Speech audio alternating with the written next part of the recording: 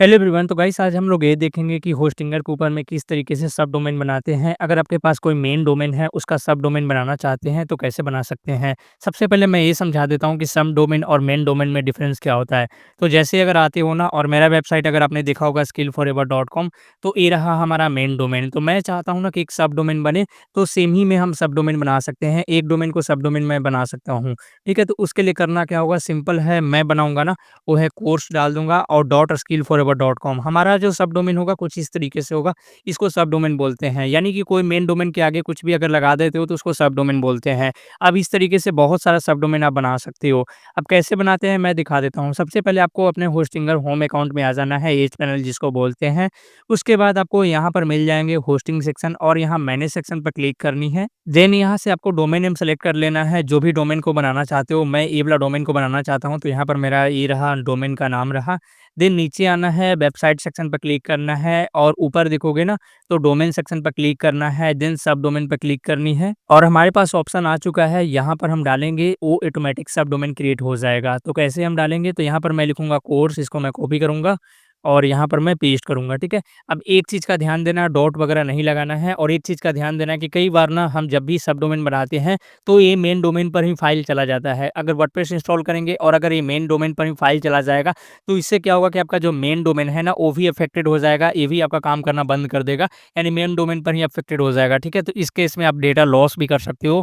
तो इसके लिए आपको सावधानी से यहाँ कस्टम फोल्डर सेलेक्ट करना है। मैं चाहता हूँ ना कि कोर्स वाला जो डोमेन नेम है, सब डोमेन में बना रहा हूँ, ये अलग सेपरेट फ़ोल्डर में जाए। ठीक है? तो यहाँ पर आना है और एक फ़ोल्डर का नाम डालना है। देन आपको यहाँ पर टाइप करना है जो भी फ़ोल्डर नेम रखना चाहते हो। जैसे मैं वर्डप्रेस का कोर्स सेल करना चाहता हूँ, तो एक अलग से मैंने फ़ोल्डर नेम डाल दिया है। चाहे तो मैं कोर्स भी डाल सकता था, तो मैंने एक सेपरेट कर दिया है। और ये वाला आपको गलती से भी चेक नहीं करना है। होगा क्या कि जब भी ये चेक कर दोगे ना, मेन फ़ाइल में ही आपका ये भी फ़ाइल आ जाएगा।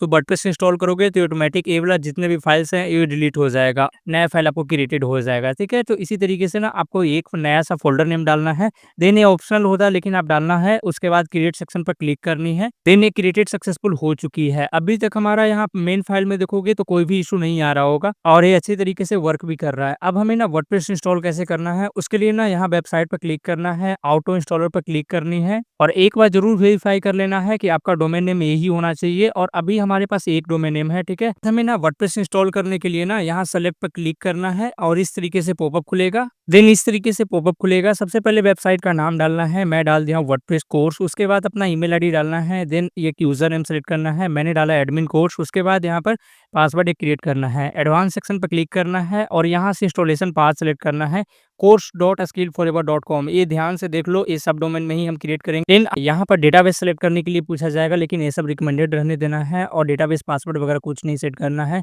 नेक्स्ट पर क्लिक करना है। उसके बाद यहाँ पर आपको इसी तरीके से रिकमेंडेड रहने देना है कि कोई भी माइनर अपडेट आता है तो रिकमेंडेड अपडेट हो जाएगा और बाकी अगर ज़्यादा अपडेट आएगा तो हम खुद से कर लेंगे। उसके बाद ये सब चीज़ों को कुछ नहीं करना है, इंस्टॉल नाउ सेक्शन पर क्लिक करना है। ऑलराइट, तो देखोगे सक्सेसफुल हमारा सब डोमेन क्रिएट हो चुका है, वर्डप्रेस में इंस्टॉल हो चुका है। अब हमारा मेन डोमेन पर देखते हैं कि कोई इशू तो नहीं आया है। मैं skillforever.com पर जाता हूँ और ये देखो किसी तरीके का इशू नहीं आया है, कोई हमारा फाइल मिसिंग नहीं हुआ है। ठीक है, अदरवाइज़ अगर जो स्टेप मैं बताया था वो स्टेप फॉलो नहीं करोगे तो जो मेन डोमेन का फाइल है बिल्कुल लॉस हो जाएगा और आपको नया डोमेन से फिर से करना पड़ेगा। इसीलिए मैं बताया हूँ कि आपको इसको सेपरेट फ़ोल्डर में रखना है। मेरे साथ ऐसे हुआ था, इसलिए मैंने सोचा आपके साथ इन्फॉर्म कर दूँ। अब एक बार ना हम वर्डप्रेस एडमिन को लॉगिन करते हैं, इस पर मैं क्लिक करूँगा और एक बार ना मैं इसको भी लॉगिन करके दिखाता हूँ। तो मैं एक नया टैब में जाऊँगा और यहाँ देखोगे मेरा ये रहा एडमिन पैनल और ये देखो सक्सेसफुल लॉगिन हो चुका है। ये रहा हमारा मेन डोमेन का लॉगिन पैनल और ये रहा हमारा देखोगे तो सब डोमेन का लॉगिन पैनल, जो अभी लॉगिन हो रहा है, थोड़ा टाइम लगेगा। ऑलराइट गाइस, तो यहाँ देख सकते हो हमारा सब डोमेन का इस तरीके से एडमिन पैनल है और अगर मेन डोमेन का देखोगे तो ये एडमिन पैनल है। तो हमें दोनों में बिल्कुल सेपरेट हो चुकी है, कोई इशू अभी तक नहीं आया है। ठीक है, इस तरीके से करोगे तो कोई दिक्कत बाद में भी नहीं आएगा और आपका सब डोमेन भी बनकर क्रिएट हो जाएगा। अब जितने भी सब डोमेन बनाना चाहते हो, सिंपल जाओगे और नया सब डोमेन के लिए उसी तरीके का फॉलो करना है और इस तरीके से लिस्ट में बना सकते हो। आई होप गाइस आप लोग को वीडियो पसंद आई हो। वीडियो पसंद है, वीडियो को लाइक करो, चैनल पर नए हो चैनल को सब्सक्राइब करो।